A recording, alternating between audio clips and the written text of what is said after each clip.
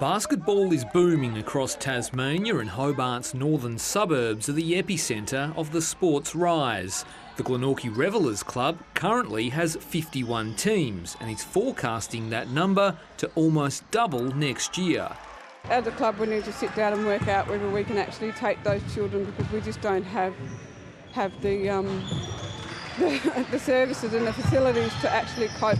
Tasmania's new NBL team, the Jack Jumpers, plays its home games in the heart of Glenorchy, and the team's arrival is partly credited with basketball's rise in the area.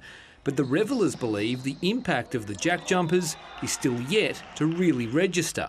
The NBL team coming to Tassie, the effect is going to happen in the next 3 or 4 years, so we haven't really seen a big impact from the NBL team as yet.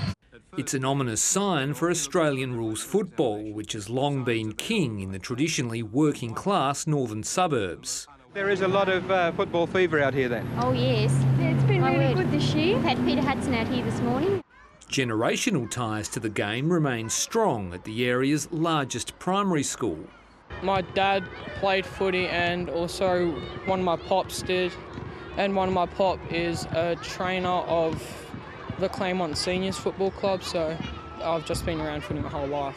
But football's dominance is being challenged as the sporting tastes of suburban kids begin to shift. It used to be higher, but I think other sports like basketball and soccer and even like club swimming and things like that have had an impact on our football numbers. For so long a powerhouse in the area, the Glenorchy Football Club is losing its youth, unable to field under-16 and under-18s teams this year. It's not just about the shift to other sports, but also the changing face of the northern suburbs. It is changing, it is before our eyes, and that brings a lot of pressures in some ways, with new communities coming in, the existing community having to adapt to the new demographic and the people in the community. The Magpies know they need to embrace the change. It's why they have plans to tap into the region's growing African population, which is discovering the game. I just fell in love with footy, and I wanted to play, but I wasn't sure if I was able to play. Grew up with some friends that played footy, also played in primary school, so loved the game.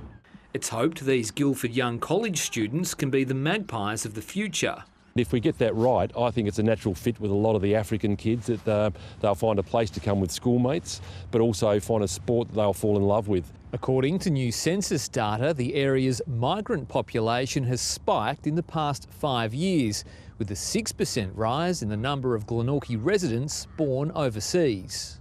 Glenorchy's football community is hoping to emulate local cricket, which has been transformed by a boom in Nepalese arrivals. It was just a few guys of us just playing in the nets, hitting.